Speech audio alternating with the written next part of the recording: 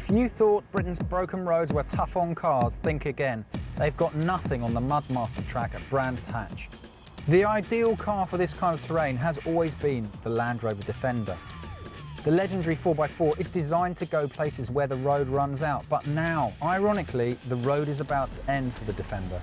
Production stops later this year. Fortunately, the end of the Defender won't leave drivers who need a workhorse stranded. There are other tough mudders to choose from.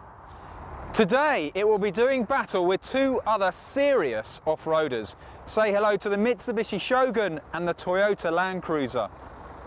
The makers say they're as tough as boots, but as comfortable as slippers.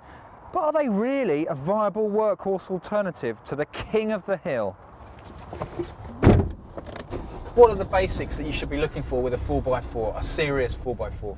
Well, you really need a good tyre, not too much overhang in the car either, so you're nice and square. Mechanical wise, you really want a low range and a lockable diff as well. On a tough, slippery track like this, tyres are critical. Yeah, very, very critical, yeah. You really need something that's got a nice strong sidewall so that you can't get any punches or cuts in the sidewall. Also something that's got a lot of grip. So you want a tread pattern that won't clog up with mud when it's wet and slimy conditions. Right. The Defender's interior really is as basic as a monk's chamber. There's so little to it in here. Some seats, a steering wheel and a gear stick. That's your lot. But that doesn't really matter. It's a workhorse. You've got a heater. What else do you need? Let's see how the Mitsubishi and Toyota compare to the Land Rover.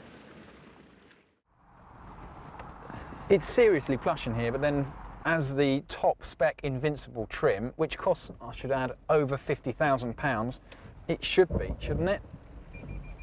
It's not got any traction problems, has it? It's got proper tyres on it, and yeah, it's making a difference with those tyres straight away. Ooh, we've still got a slight grounding out problem compared to the Land Rover, but then to be fair to these guys, these are the long wheelbase versions. So there's one real difference that the Toyota has over the Mitsubishi, and that's this adjustable ride height. And if I hit this, because I want to go down to a big puddle down below, then we're going to raise up the air suspension and increase our wading depth and also increase your ground clearance. I really didn't think we'd make it in our palatial, family car here where we've got touchscreen everything, all the gadgets, all the gizmos, and yet it's still stormed around the course. Yeah. Impressive. Really, very impressive.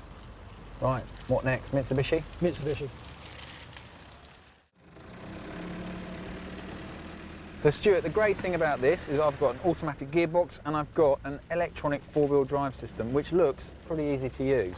And it's gone in, I can see on the dashboard what's happened is we've gone into low range with the centre diff lock set. We haven't got the right tyres on this car despite asking for them. Not a lot of ground clearance. Not a lot of ground clearance on that one, no. On that one. Oh dear. We did ask Mitsubishi to supply the car with serious off-road tyres, and unfortunately that didn't happen. You could, I don't think we're going to. no. Right, that one has well and truly defeated us, so let's go and look for something slightly less challenging for the Mitsubishi, shall we? What are we learning from that then? Ground clearance.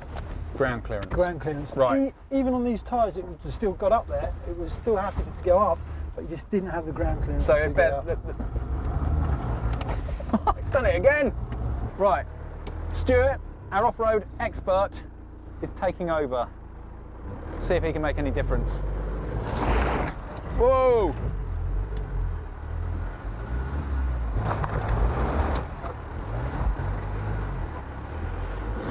Come on, let's get this moving. No, it's not moving. She's beached. So we came here today to find out whether the Defender is still the king of the hill. And I think we've answered that, haven't we, Stuart? Yeah, I think we have. And the Defender still is the king of the hill and the ultimate 4x4. And there were some surprises.